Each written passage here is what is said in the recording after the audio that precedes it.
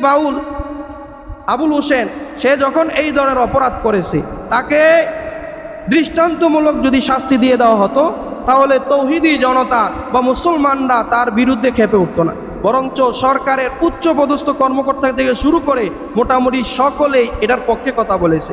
আমরা এই বিষয়টা এখন বুঝে ফেলবো, সামনে নির্বাচন আছে, সামনে ক্ষমতায় যাওয়ার একটা সময় আছে। যারাই এই বাউলদের পক্ষ নিয়েছে বা এই চুপ থেকেছে তাদেরকেও আমরা অবশ্যই দেখে নিব। আর তারা একটা ট্যাগ দেওয়ার চেষ্টা করে যে তাওহীদি জনতা নামে মব সৃষ্টি করছে বা অন্যায়ভাবে মানুষকে আঘাত করছে। আমরা বলি এই ধরনের অপরাধ করলে ইসলামের মৌলিক বিষয় হলো রাসূলুল্লাহ সাল্লাল্লাহু আলাইহি ওয়াসাল্লামকে কেউ গালি দিলে মান সাব্বা নাবিয়ান ফাকতুলু, কেউ যদি রাসূলকে গালি দেয় তাকে হত্যা করে ফেলো। এটার বিচার কি হবে এটা হচ্ছে পরের বিষয়।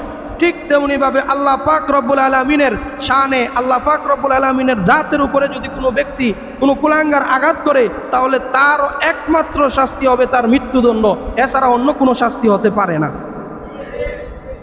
এখন আমরা বলি যে শুধু আমাদের রব আমাদের রাসূল সাল্লাল্লাহু আলাইহি ওয়াসাল্লামের ব্যাপারে এই বিধান করেন, বিষয়টা এরকম না।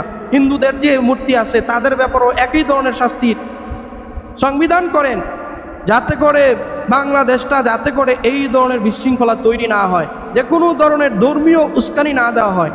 দরাতিল কাইনাতু ওয়াল মাজিব, সমাজের মধ্যে বেশি বেশি করে বাদ্যযন্ত্র এবং গান বাজনা বেড়ে যাবে।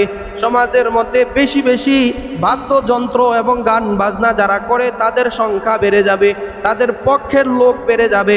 রাসূলুল্লাহ সাল্লাল্লাহু আলাইহি ওয়াসাল্লাম বলেন ওয়াশুরিবাতিল খুমুর, সমাজের মধ্যে মদ পানকারী মানুষের সংখ্যা বেড়ে যাবে। মদ পান দ্বারা উদ্দেশ্য এখানে যত প্রকারের নেশা জাতীয় বস্তু আছে এই সমস্ত বস্তু পানকারী সংখ্যা মানুষের সংখ্যা সমাজের মধ্যে বেড়ে যাবে। তাহলে রাসূলুল্লাহ সাল্লাল্লাহু আলাইহি ওয়াসাল্লাম বলছেন আসমান জমিনের বালা মুসিবত এগুলো মূলত 15টা অপরাধের কারণে আসে। এই 15টা অপরাধের মধ্যে আমরা 3টা অপরাধ নিয়ে আজকে আলোচনা করি।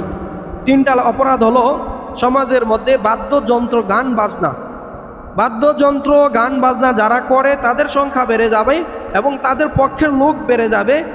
এরপরের অংশ হলো অশুরিবাতিল খুমুর, যারা মদ পান করে অর্থাৎ নেশা জাতীয় বস্তু যারা পান করে তাদের সংখ্যা বেড়ে যাবে। এখন আমাদের কাছে মনে হবে যে এই সংখ্যা তো কম, সমাজের মধ্যে যারা মদ পান করে বা গান বাজনা করে তাদের সংখ্যা তো একেবারে কম।